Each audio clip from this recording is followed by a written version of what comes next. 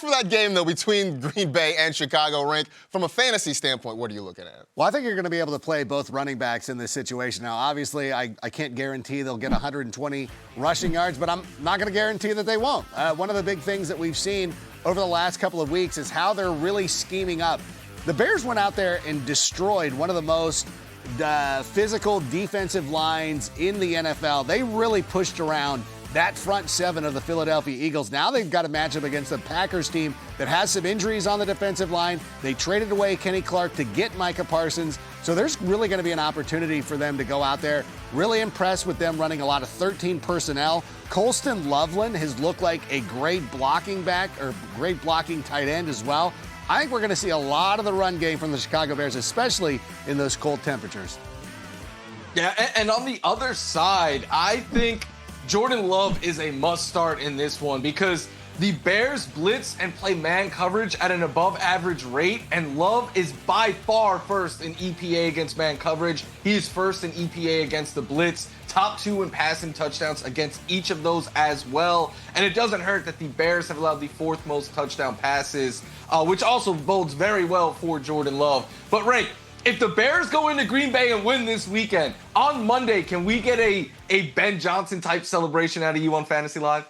I do it all the time. You should watch the show. I do it every week. No. I want full shirt off, like giving free hot dogs away.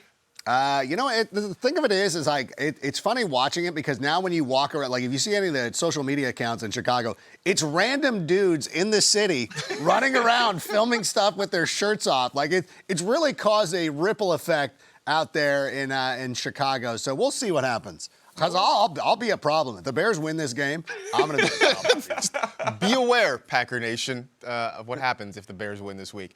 Another rivalry matchup, this one in the AFC North between the Steelers and the Ravens. And, Florio, what are you looking at for this one? I'm not expecting as many points in this one as in the other divisional rivalry game. So I'm going to say you could sit DK Metcalf against the Ravens in this one. Look, DK has single-digit fantasy points in 5 of his last 7 games. And since week 7, in that span, he is averaging 6 targets per game. He has 1 deep catch and not really scoring many touchdowns. So if you can't rely on catches, you can't rely on big plays or touchdowns, you simply cannot rely on DK, especially against the Ravens, who have been extremely tough on perimeter receivers this season. And as of late, all of us thought this was a weird fit when they made this move, and that is exactly how it has played out this season for DK and the Steelers. Well, it's been hard on the other side to count on a lot of the Ravens' pass catchers on a week-to-week basis, but I do think Isaiah Likely has some sleeper vibes this week. He has been up and down like pretty much everybody else in this offense, but he's got a really good matchup against the Pittsburgh Steelers. They've been a top 6 matchup for tight ends this season. 2nd most yards after the catch allowed to the position. So, look, I know he's splitting those opportunities at tight end with Mark Andrews, but he is the more athletic of the two. If Lamar Jackson can get him out in space and just let him work, I think he can put up a pretty decent number this week against Pittsburgh. We'll stick with at least one of the 2 teams in the AFC North. That is the Cincinnati Bengals, I should say, taking on the Buffalo Bills in this one. And Rank, it feels like this is a chance for you to stack a humble brag, maybe? About Ja'Marr Chase? Yeah, about Ja'Marr Chase. I could do that. I don't want to. No, give me the HB if you still have it. I don't know. For the Friday show, I don't know if we have the humble brags available. It doesn't matter. I'm going to go with Ja'Marr Chase, though, in this one. And it's funny because we think about this all the time about, like, hey, should we talk about guys who are so obvious? I just did a cameo for somebody the other day who was asking, like, hey, she was like, hey, do we get points when our guys score a touchdown? You're like, okay, this is why we do the job that we do. To make sure, yes, we do get points for touchdowns, but we do get points for the fact that Ja'Marr Chase has been excellent this season, 131 targets on the year. He's averaging close to 12 targets per game, and now that Joe Burrow is back, it's been fun watching guys like Joe Flacco and the other guy go out there and play quarterback. But once Joe Burrow came back, it's taken it to another level. So, yes, we're starting Ja'Marr Chase. Michael? Well, we are also starting, whatever, one of us. Well, we're also starting a Bills tight end. Now, Dalton Kincaid right now is questionable for Sunday's game, so keep an eye on him. If he starts, then you're playing him. If he does not play, then it's going to be Dawson Knox who you should put into your lineups because it doesn't matter which tight end it is. The Bengals are bad against all of them. Most fantasy points per game, 5 points more per week than the number 2 team. They have given up 13 touchdowns to tight ends. The next closest team has allowed 8. They've allowed a top 12 tight end in 8 straight games. I mentioned the Steelers have given up the second most yards after the catch to tight ends, while the Bengals have given up the most yards after the catch to the position. So if a Bills tight end is playing, then you are playing maybe even Jackson Hawes. I don't know. Maybe you just throw him in a lineup if you're playing DFS or something like that. We stick with the theme of division rivals. This one, the Colts heading down to Jacksonville to take on the Jaguars. Greg Rosenthal actually put out a really interesting stat. The last time the Colts won in Jacksonville, Trent Richardson was Indianapolis' leading rusher at that point. So that tells you a little bit about how things are going in that one. But more about this week, though, Florio. The quarterback situation in Indianapolis, you're not so sure about, huh? Yeah, when the Colts were running away with the AFC on the game day preview every Sunday, I was like, I'm not buying it. And everyone was calling me a hater. I was just early. But I'm sitting Daniel Jones this week as well. If you read Start 'em Sit 'em, it has been a theme for me all year. I sit Daniel Jones in matchups where I think he is going to be under pressure at a high rate. And since week 8, their bye, the Jags have generated pressure at 40% of the time. They are doing a much better job getting after the quarterback. And the fractured fibula for Daniel Jones only makes that high pressure rate even more concerning. He has been held to under 17 fantasy points in 4 straight games. I know this isn't the best week of quarterback play options, but I do think there's a handful of options you could take. Just get away from Daniel Jones this week is what I'm trying to say. No, I would get away from Daniel Jones as well, and if you have an opportunity, I would start Trevor Lawrence over him. He's had at least 17 fantasy points in 6 of his last 8 games. He has been the quarterback 9 since week 5, 2 touchdown passes in 6 of 7 career games against the Indianapolis Colts. And as you alluded to a moment ago, Marcus, is that they've done really well against the Colts historically in Jacksonville. So I know a lot of people are apprehensive to start Trevor Lawrence. I understand. I get it. Listen, I watch football. I understand. I am going with Trevor Lawrence in this week. Trev, maybe an interesting playoff quarterback for a lot of folks in fantasy as well. Now, Ashton Genty's been kind of a fantasy dud so far this season. So how could a matchup against one of the league's best defenses turn him into a fantasy stud? We have that one weird trick coming up after the break. Stafford floats it. Nakua's the target. Oh! Puka Nacua! This is textbook as far as the technique that you would teach the corner, but you can't teach that. Unreal. Nothing to see here, just Puka Nacua doing Puka Nacua things last week against the Carolina Panthers. This week, Puka and the Rams head down to the desert to take on the Arizona Cardinals. Rank, you have your eye on somebody in the backfield for this one. Yeah, it's going to be Blake Corum. For so long, I had been one of the biggest Kyren Williams marks, just not believing it last year when the Rams drafted Blake Corum out of Michigan, and I resisted it. But you know what? It's become inevitable over the last couple of weeks. As you see right there, the totals on the board are correct. He's been having a bigger role in this offense. Is it partly because Kyren Williams fumbled a little bit? He's been battling, he's been nicked up a little bit. Sure, there's a lot of circumstances. Obviously, the Rams are playing for playoff positioning, looking long-term as well, which means more opportunity for Blake Corum. And this week against the Cardinals, I do think that he has some standalone value, especially in a week where guys like Christian McCaffrey and Rico Dowdle will not be playing. Yeah, and on the other side, Marvin Harrison Jr. may not be playing this week, but I still think Jacoby Brissett is in play for fantasy managers. Since he has taken over, he is averaging just under 21 fantasy points per game with at least 18 in each game. Multiple passing touchdowns in all but one. And the Rams, yes, they are a tough matchup on paper, but the Cardinals are very likely going to be chasing points. And the best Brissett is catch-up mode Jacoby Brissett. And on top of that, it's not just a one-week thing. Kyler is ruled out for the year, so Jacoby could be the starter the rest of the way, including championship week, where he gets the Cincinnati Bengals. There you go. You got Jacoby. You can Brissett it and forget it and just let him in your lineup for the rest of the season.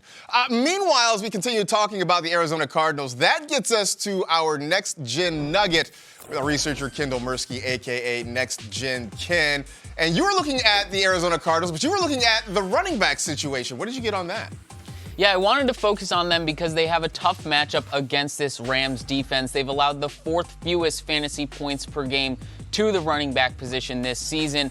And even diving deeper into the matchup, it just doesn't look good for this backfield. The Cardinals run outside the tackles with their running backs at the 5th highest rate in the NFL, and as you can see here, they haven't had much success with this type of run. And on the other side, the Rams have been pretty good at defending these outside rushes all season.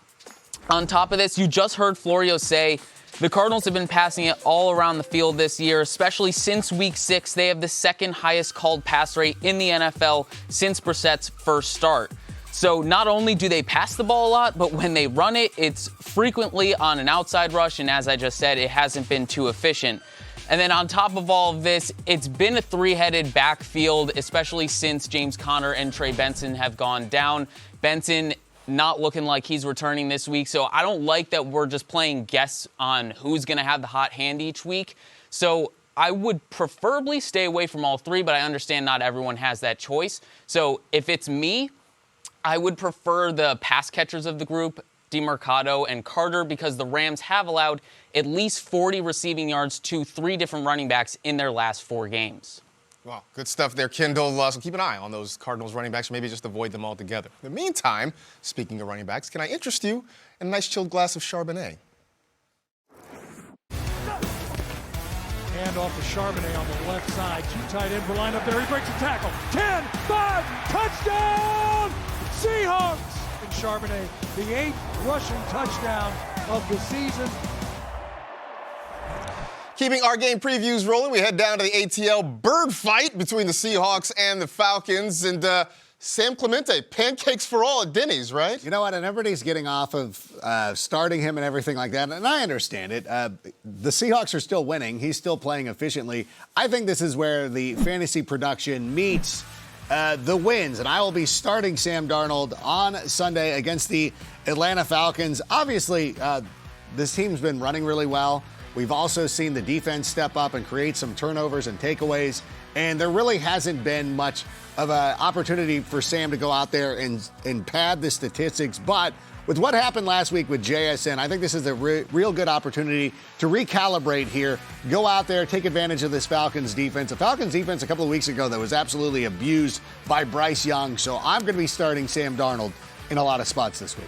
I'm going to be starting Kyle Pitts in a lot of spots this week. And that doesn't matter for me whether or not Drake London is playing because the matchup is going to be really good. Seattle's defense has been very good this year, but tight end has been a blind spot for them. 6th most yards allowed, one to slot pass catchers, but also giving up 16.5 fantasy points per game to the tight end position. So either way you slice it, with Pitts working a lot out of the slot, working from the tight end position, there's going to be plenty of opportunity for him to get some looks. Kirk Cousins needing a consistent, sort of safe option there. I think you're going to see Pitts get a lot of targets and should be in a lot of lineups. It really has a chance for a big number this week coming up against the Seattle Seahawks. Keeping the theme going for this week of big division rivalry games, the Denver Broncos heading to Las Vegas to take on the Raiders. And a guy that you should be sliding into lineups right now is Troy Franklin. And, we started this year sort of wondering what Franklin was going to give us after a tough rookie season. But instead, he's actually put things together very, very well. I know it's been volatile week to week, but he leads the team in targets, receptions, and receiving touchdowns. He's moved all around the formation, a little more than half of his snaps out wide. And that's where he's been the most productive this season. 60% of his yards and 3 of his 5 touchdowns have come lined up out wide. And going against that Raider defense, giving up the 7th most receiving yards to wideouts so far this season. So Troy Franklin very quietly has made his way into kind of being a nice wide receiver 2 option for a lot of fantasy folks. Yeah, Cortland Sutton managers don't love that, but everyone else does. Though Ashton Jeanty to me is a start in this one. I know he's a start most weeks, but he does have a tough matchup, so some fantasy managers might be a little scared off. He did score a touchdown and go for 15 fantasy points in his previous matchup against the Denver Broncos. But even more than that, what I love for Jeanty is he has 8 targets in each of his last 3 games. It has led to an easy 6 to 8 PPR points right there before you factor in any yards, touchdowns, any of that. In fact, in the last 3 weeks, he leads all running backs in catches, more than Christian McCaffrey. So, yeah, that right there keeps him in play because it raises the floor and the ceiling. Plus, he's always a threat to score a touchdown, even though it might be the only touchdown the Raiders score that game. All right, so Ashton Jeanty in play, surprisingly. Time for some news headlines, and if you know, you know. And we will start in Baltimore, where Lamar Jackson was back on the practice field this morning after missing Thursday's session. Ravens quarterback has been nursing an ankle injury throughout the week, but good news, Jackson appears to be set to take off this Sunday against the Pittsburgh Steelers. In our nation's capital, Commanders head coach Dan Quinn has confirmed that Jayden Daniels will indeed be back in the saddle this weekend as Washington's starting quarterback on Sunday. Daniels, who suffered a dislocated left elbow in Week 9 against the Seahawks, had been averaging right about 10 points per fantasy game for managers before the injury. So, Rank, taking a look at Jayden Daniels, a guy that a lot of folks have been waiting on for a little bit. Tough matchup on paper against the Vikings. Would you immediately slot him in a lineup now that he's back? You know, I know a lot of us went out there and made other arrangements. We've been starting other quarterbacks, but for me, I'm still going to go with Jayden Daniels in most spots. And I was sitting here looking at some of the quarterbacks that I would start. Now, obviously, Josh Allen, Matthew Stafford, Jalen Hurts, Patrick Mahomes, Joe Burrow, Lamar Jackson, I don't know. The biggest one, I think a lot of us, and I think a lot, because I know I have this in my league of record, I have Jayden Daniels and Jacoby Brissett. Right now, if you're watching this on Friday afternoon, I'm going with Jayden Daniels. If you're watching the re-air on Saturday night, I might have changed my mind, and I would be able to reserve the right to do that. But I think that he's just been so effective. Again, these quarterbacks, we always say, like, he's not going to run as much. We saw Jackson Dart still tuck it and run 4 times the other night. I think that Jayden Daniels is going to end up doing the same thing. I would like Jackson Dart to go to spring training with the Yankees or Mets and learn to slide a little bit or something, get out of bounds. Not the Mets, but at least the Yankees. At least the Yankees, maybe. What? I'll go with the winning organization. Let's move on to the Texans and Chiefs. They're broke. We get into a whole kerfuffle about Mets and Angels. I'm looking at this matchup, and I think Jaden Higgins is a nice option, a nice sleeper option, a nice starter option, whatever you want to call it, for this week against the Kansas City Chiefs. He had a big boost the last couple of weeks. 24% target share between weeks 12 and 13. Has a quarter of Houston's end zone targets this season. And the Chiefs, the last few weeks have been pretty wide receiver friendly, a top 3 matchup for wideouts over the last month or so. And it hasn't really mattered if it's been Davis Mills, it's been C.J. Stroud. We have seen Jaden Higgins get into the mix there and could be a nice kind of flex option for a lot of folks. Yeah, and on the other side, I think you should be trying to get away from Kareem Hunt in this one. Isaiah Pacheco returned last week. He didn't see a ton of volume, but with it being his second game back, there's always a risk that he could take more work away, and that is problematic for Kareem Hunt because he is extremely volume dependent. It took him 30 touches to get to 100 yards a couple weeks ago. And on top of that, the Texans have allowed the 4th fewest rushing yards to running backs this season. You can't rely on pass game usage for Kareem Hunt there. You're banking on a touchdown if you start him, and without one, the floor is single-digit fantasy points. It's been tough for Chiefs running backs in general. Time now for Seize the Season, presented by Caesars Sportsbook. And here's a look at the first touchdown odds in that game between the Texans and the Chiefs. You see Rashee Rice at the top of the list, followed by Kareem Hunt and Woody Marks. Nico Collins not too far behind, and Travis Kelce rounding out the top 5. So, Florio, of that group, or maybe somebody not on this list, who do you like the most? It's Rashee Rice all the way. Since he has returned in week 7, he has 17 red zone targets. No one on the Chiefs has more than 4. He also has 5 red zone carries in that span. And Andy Reid this week said the Chiefs are going to, quote, tickle your tonsils on every play. I'm not sure what that means. I can only think it means they're going to get creative. And if they're going to get creative with their play calling, Rashee Rice is the player that they are going to feature. So, yeah, I think he finds the end zone in a must-win game for the Kansas City Chiefs. Welcome back to NFL Fantasy Live. Last season, the postseason included 2 teams, the Vikings and Commanders, who might not make it this year. I don't know if they've been mathematically eliminated or not, but Michael, Scary Terry, are we starting him or sitting him this week? I think you play Scary Terry. He returned last week and he had 14 targets, went for nearly 100 yards, and scored a touchdown. And Jayden Daniels being back, in my opinion, is a boost for Terry and all of the Commanders' pass catchers there. And all of those targets should lead to fantasy points this week because the Vikings have allowed the 4th most yards per target to receivers since week 7. I know it might be the holiday season, but it is always Scary Terry season in Washington. That was tough watching all those points on the fantasy bench last week. Won't make that mistake again. And when it comes to the Vikings running backs, We're going to have to wait and see what happens with Aaron Jones. He has been battling an injury.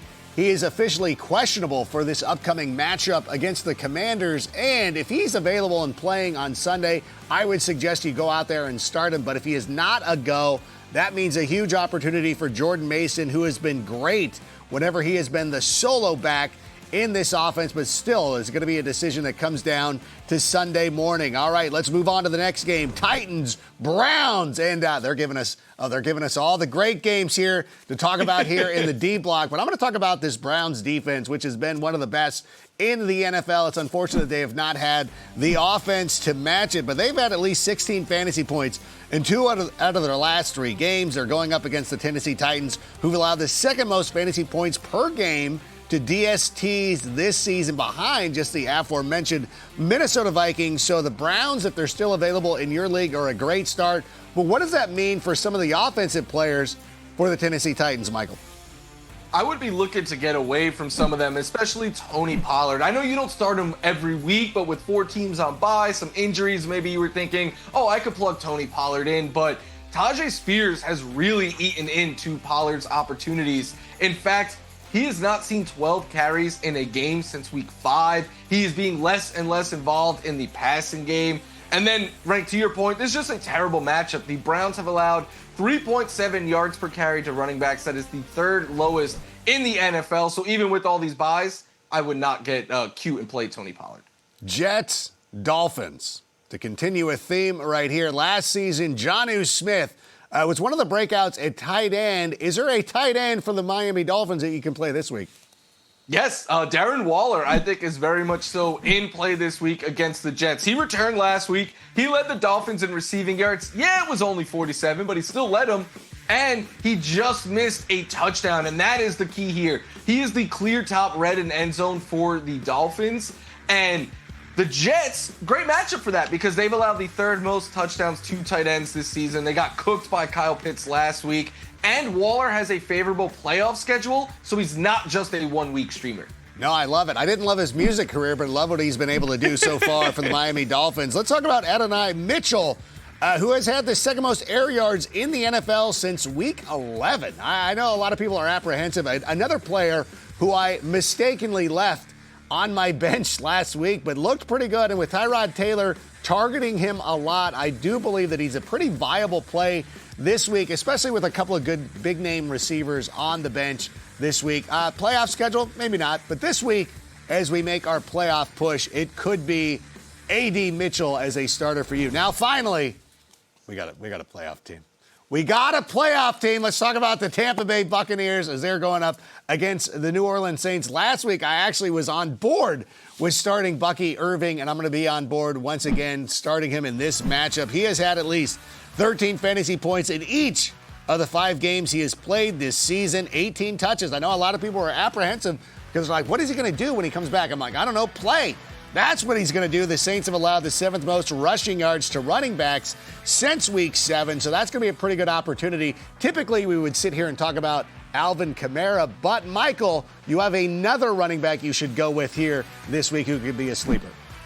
Yeah, I think Devin Neal is a sleeper for the Saints. He has shown when Alvin Kamara is not out there, he will see enough volume to have a safe floor, particularly because what he does as a pass catcher out of the backfield. He's not Alvin Kamara, but he's still going to get those targets. And the Bucs have allowed the most receiving yards this season to running backs. It's something they have struggled with as of late as well. So if the Saints are in catch-up mode, which feels kind of likely here, I think Neal will see enough targets to have a safe floor and maybe even some upside in this one.